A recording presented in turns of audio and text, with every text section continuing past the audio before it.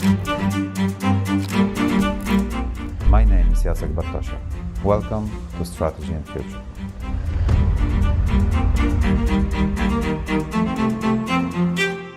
Okay, welcome to episode 1 of Flows and Frictions. Joining me today is Nicholas Myers. Hello, Nicholas. Good morning. We're calling over the line, as it were. I guess you're in Glasgow. Yes, I'm in Glasgow. What's the weather like in Glasgow at the moment? Pretty stereotypical. There's a bit of rain that keeps starting and stopping outside the window.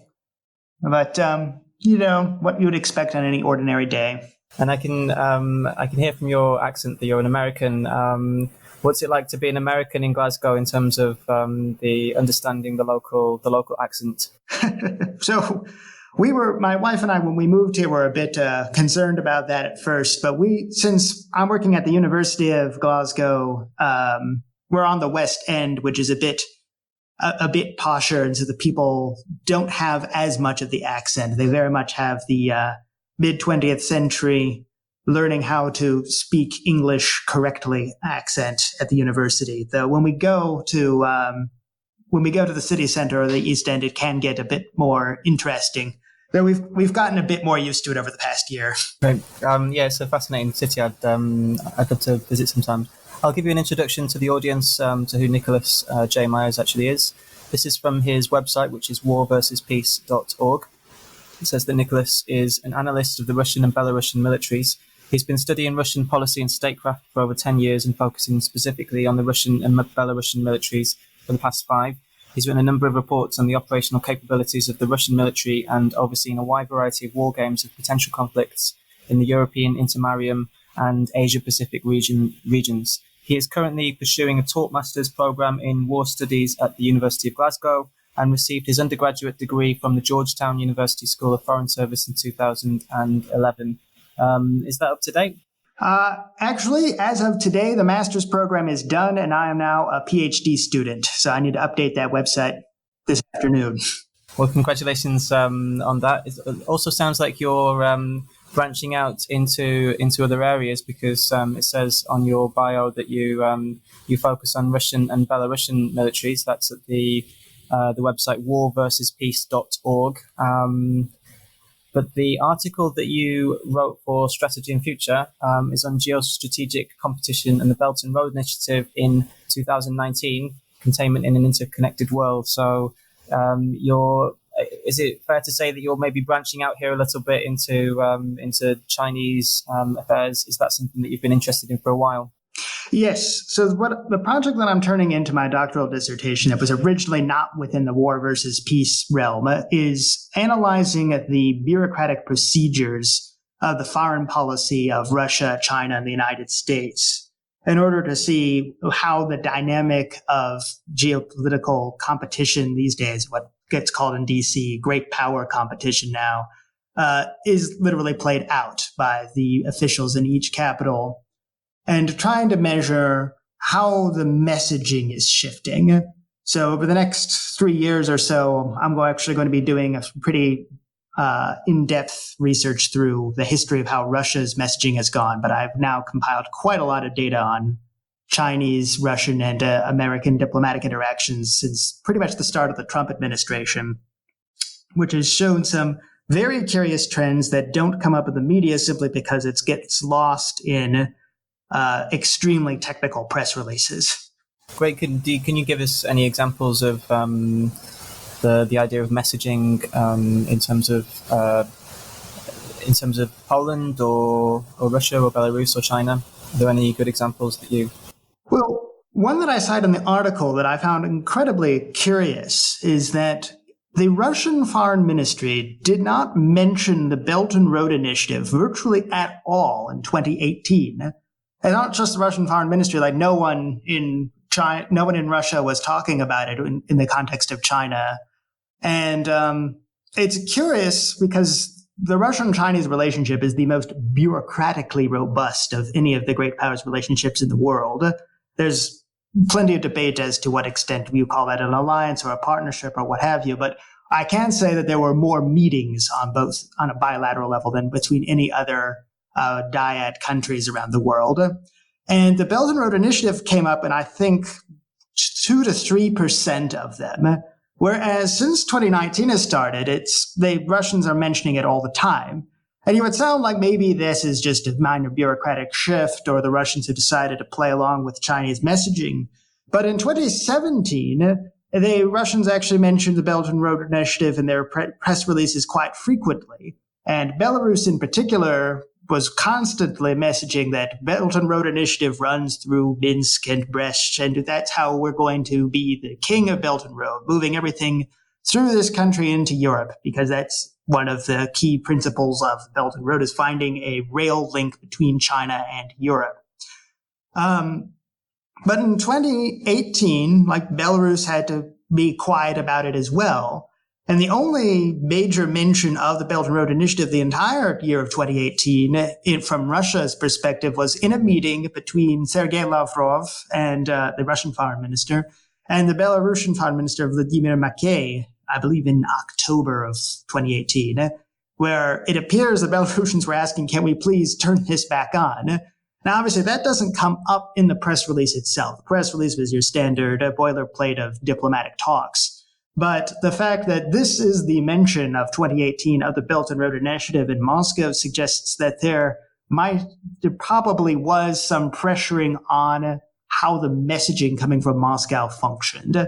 And that's the sort of thing that it's difficult to write a story about that in the press, because the absence of the story is not really what you go into. But it's that sort of thing that I'm researching now. Do you think that the shift in Russia's messaging on Belt and Road has been influenced from the Belarus side or from the Chinese side, or both, or neither? Why do you think it was that Russia has changed its messaging on this? That's a question for which the answer to which I can add my speculation to everybody else's, but I can't give a definitive answer here. Obviously, the Russian-Belarusian relationship has gotten a bit rocky of late for reasons that still aren't perfectly public. Some people think that Putin wants to go ahead with the annexation that he originally was devising at the very beginning of his regime. Others saying that China is trying to up the pressure on Putin himself. I don't see a clear answer in this yet. What I can say is that the Russians keep coming up with new ways to interact with the Chinese, whether that's inviting them into the Vostok exercises last year, or doing the joint air patrol around the Korean Air Defense Identification Zone a couple months ago, or any other variety of ways that they're talking in ways that they weren't previously, or cooperating in ways that they weren't previously. But I cannot see precisely why 2018 was Moscow's time out from the Belt and Road Initiative, other than the fact that it might have been a power play from Moscow. Which is an unsatisfying answer, but it's one that I'm still watching eagerly for. There's plenty of other experts who study this even more closely than I do, and none of them, I think, have found any definitive answer yet. Okay, so one of the great mysteries of modern geopolitics, then. The recent Belarus has been in the news recently because John Bolton, I think, did he visit Belarus, or he was talking to people from Belarus? That got some coverage in the press recently. Have you been following that story? Yes, I did follow John Bolton going over there.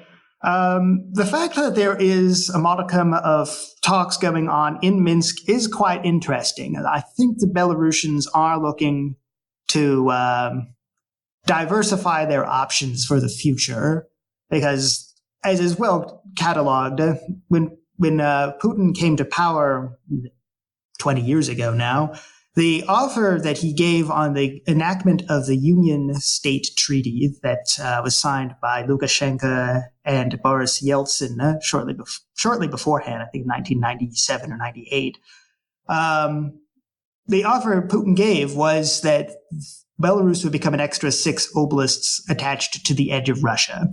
effectively the Anschluss or East German integration into West Germany type solution. And Lukashenko didn't want that. Lukashenko wanted to be at least a satrap within the great Russian Empire, but that was simply not on offer. And I don't think that they've found a better proposal that either one can agree on yet. The talks may have matured in private and it's just not being published, but Belarus is looking to figure out what other options it has. For my consideration, like Belarus is, the bureaucrats of Belarus are most interested in trying to create a fluid boundary that enables them to be the conduit between Russia and Europe. And the Russians really don't want that. If there is a grand design for the future of economic relations from Moscow, it's the idea that eventually the Eurasian Economic Union can add in as an equal partner with the European Union's customs zone, because they both function in basically the same way, putting up barriers to trade around as a sort of a fortress. So in theory, they could eventually combine. Belarus wants to be a conduit between the two, and Russia can't allow that until a larger organization could be reached with Brussels over that. And I don't think that there's any chance that's going to be solved in the near term, and certainly not under Putin unless there's a pretty radical shift of opinion inside Brussels. Okay. I think Minsk is the headquarters of one of the Eurasian Union organizations. I can't remember exactly which one. I don't know if that is, so you can remember. I don't remember which one precisely is in Minsk, but I can say that Belarus has been a pretty staunch member of the Eurasian Economic Union. Not quite as staunch as Kazakhstan has been, but they're very much signed up to this. So the notion that there's going to be a fluid boundary is not within Russian interests. And I suspect that's a large subset of the disagreements currently going on between Moscow and Minsk. To return briefly to the Bolton trip, the more interesting aspect of his trip was the one directly beforehand when he went to Moldova, as that's been just a very curious case of Moscow and Washington agreeing on something within the former Soviet Union. The arrangement that the Moldovans found after the deadlock from the previous election was that they would allow the anti-corruption activist to be prime minister if they brought in the pro-Moscow party into government.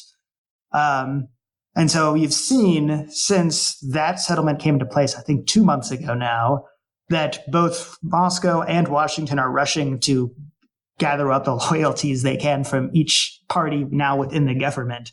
But both sides are happy that some peaceful arrangement was found, but it's going to be quite curious to see if some of the long-standing logjams of Moldovan relations with both the West and Russia might be resolved in the next couple of months or years. Curious, though, that as soon as the rumor started rising that the Russians might finally dismantle the completely outdated weapons storage unit in Transnistria that justifies their continued presence there, Shoigu immediately goes straight from Chisinau to Tiraspol in Transnistria and says that, no, the peacekeepers will be here forever. We might just solve the problem anyway. Okay, so that's one to look out for. Going back to what we said about the administrative centers of the Eurasian Economic Union, I've got them here. The commission is based in Moscow and the court is based in Minsk. And possibly there's some other organizations as well, which I haven't referred to here. Maybe jumping from one side of Russia to the other, and going to China and to the article that you wrote for Strategy&Future, which was published, I think, on Monday. This was... I read a comment on Twitter which said that the last paragraph was dreadful. I don't know, from your point of view, if you've ever heard the word dreadful being used to mean scary, but usually when I hear the word dreadful, I think that it means bad quality. And at first I was thinking that the last paragraph can't be bad quality, and I went back to it and it wasn't. So I think that it means dreadful as in scary. Maybe that's an old-fashioned definition of the word dreadful, but it's an accurate one because I've checked it in the dictionary. I'll read out the last paragraph to you, and you can maybe expand on this. So it says, in June, Xi visited North Korea, but garnered little external press attention. Trump and Putin had already met Kim Jong-un, generating far more interest. Furthermore, Xi could only get a promise of more inter-Communist Party talks from the North Koreans. This pathetic result suggests China may need to try more drastic action to get the respect that it feels it deserves.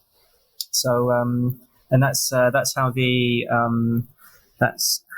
article finishes. Do you want to expand on that, or maybe you can talk about recent developments since the article was published? So I threw this in as a coda because North Korea obviously has suddenly become no longer a pariah state, at least officially. Now that Trump has broken it, we suddenly see a whole bunch of log jams on North Korea beginning to open up as Kim Jong-un comes to Vladivostok to meet with Putin. Xi Jinping obviously goes to Pyongyang. And there was just no attention given to Xi Jinping's trip relative to the enormous attention given over to anything Trump says about North Korea, or even the fact that he went to Russia at all, which shouldn't be too big a surprise if North Korea could suddenly have additional diplomatic outreach. Like the Chinese and the North Koreans do have a long-standing alliance, but it's one of those things that the Chinese they've always had disparate opinions upon, and some years it's better than others. But I was kind of expecting that the Chinese would be able to that Xi would be able to go to North Korea and get a whole bunch of meaningful additions to what is now a more acceptable foreign policy relationship, now that the United States can no longer declare anathema upon anybody dealing with North Korea. And I was expecting anything up to like meaningless military to military exercises for which the People's Liberation Army and the Korean People's Army have zero right now. But the only agreement they came away with was increased inter-party talks. This is some of the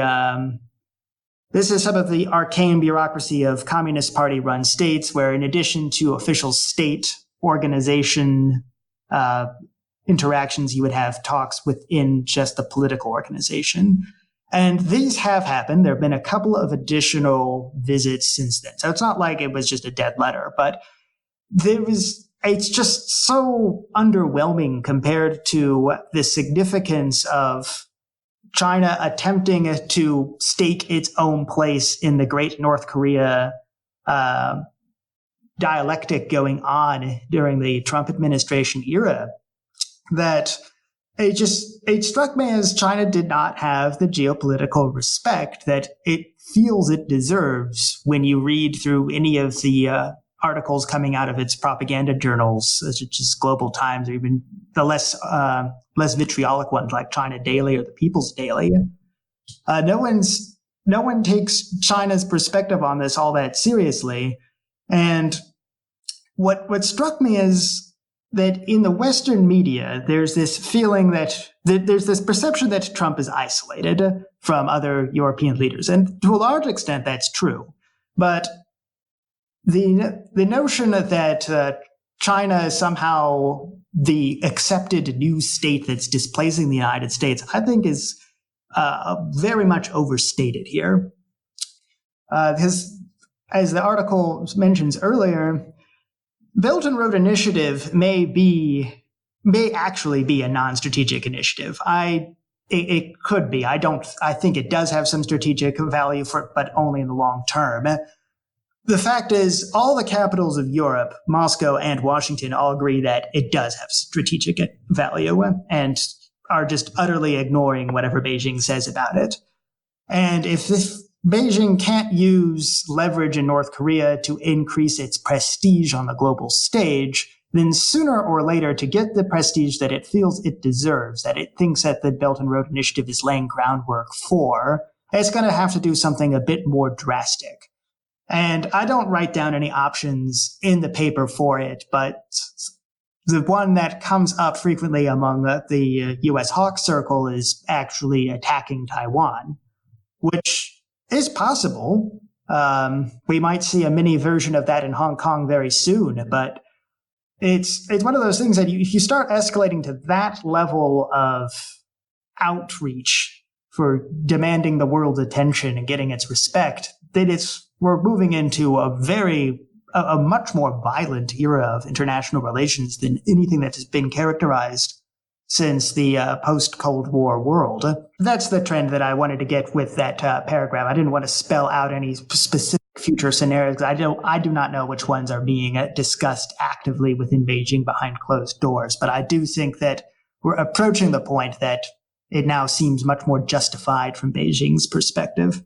Okay, can you explain to me what this is not mentioned in the article, but this is something that we've talked about briefly. It's called CENT 2019. Can you explain what that is and talk about China's potential participation in it? Yes. So Russia has 4 major strategic exercises that happen on a rotation every 4 years. And those are Vostok for the east, Zapad for the west, Kavkaz for the south, and Center for the center. Center literally means center in Russian.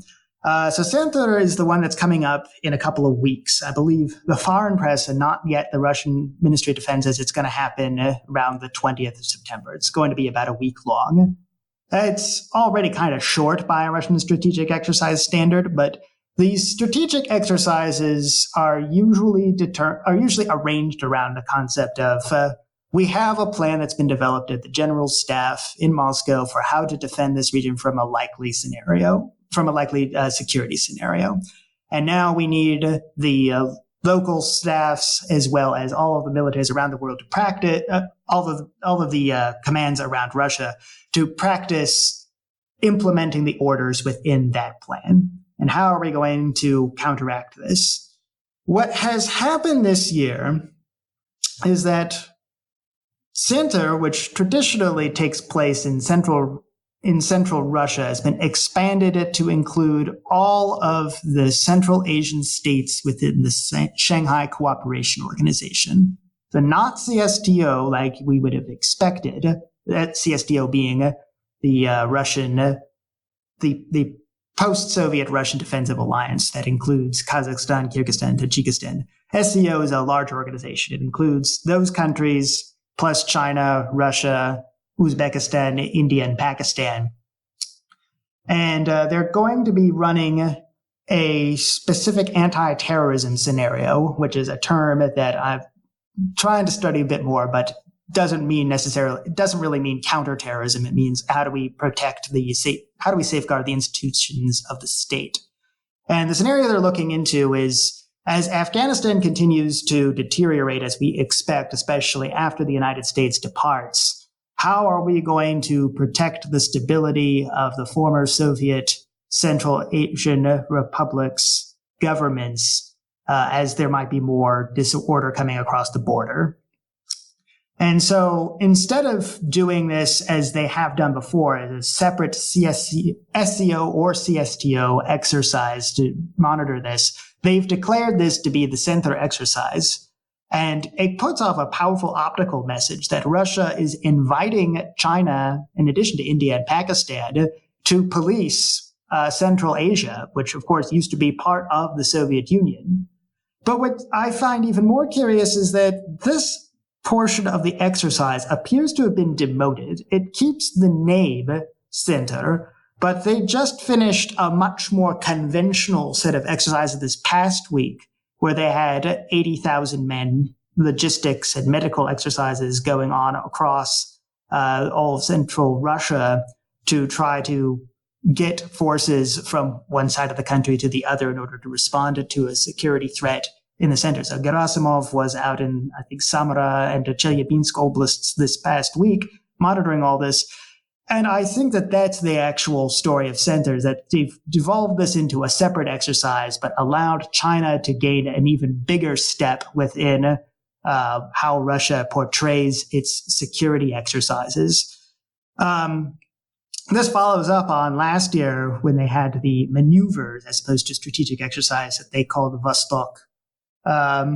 which was already a big deal that China was being invited into this, because traditionally Vostok exercises are intended to play out how would Russia defend itself from, China, sometimes including Japan, sometimes not. But this last year, they brought the Chinese in for a series of maneuvers. They weren't actually a scenario exercise. They were just playing two large enemies against each other, playing out all the elementary tactics of how to do large-scale warfare.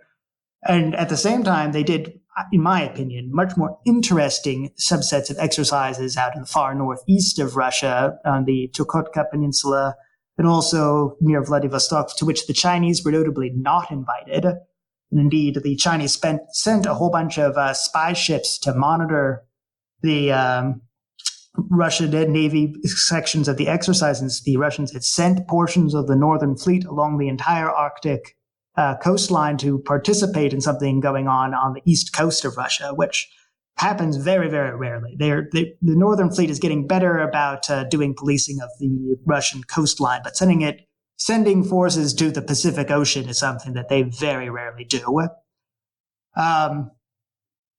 It just strikes me that the Russians keep inviting the Chinese into incrementally more exciting sounding events, while actually excluding them from the events, from the military exercises to which the Russians are actually attaching significance to. And you can look at when the Chinese sent these ships all the way into Kaliningrad a couple of years ago for what the Chinese called Joint Sea and the Russians called Maritime Cooperation Exercise. And everybody's writing about, oh my goodness, these Chinese ships are now working with the Russians in the Baltic. And yeah, that's a pretty big headline. But what they did there was a bunch of search and rescue exercises and how to coordinate signals between ships. The sort of stuff that NATO doesn't even write up because it's so simple that it's just assumed that it's not interesting. So it's an interesting divergence between media attention and what's literally going on. Great. We said that we would speak for half an hour. We're approaching the half-hour mark. Unless there's any other topics that you would like to talk about or expand on, which you're welcome to do now, you can tell us a little bit about the site War versus Peace. Yeah, so on War versus Peace, I publish a couple of maps showing where the military exercises of Russia are taking place, what the statistics that they publish would indicate if they are true. I don't think that you can attach too much weight to these statistics, but it shows the rate of which, the rate of the tempo of the exercises that they're proclaiming. So the Russians have been trying for some time to immunize NATO observers into believing that we always have large exercises going on, and this just monitors what all that white noise looks like. And then I also put out a monthly newsletter that you can subscribe to on the homepage of my website that is just a listing of all of the significant military stories coming out of Russia each month. And they're mostly links to articles from the Russian defense press, which is not nearly as muzzled as people in Europe assume that it is.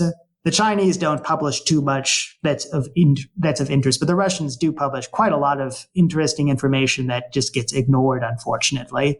And the people who do know what's going on aren't allowed to talk about it. So this is just, I make it as an easy gateway to understanding what the debate going on within the Russian military is at any given time. And then I'm trying to publish more stuff about the elementary statistics of Russian, Chinese, and U.S. diplomacy in the modern era. And I publish maps with the data thereof on my Twitter account, which is at warversuspeace.org. That's WARVSPEACEORG. On Twitter, okay.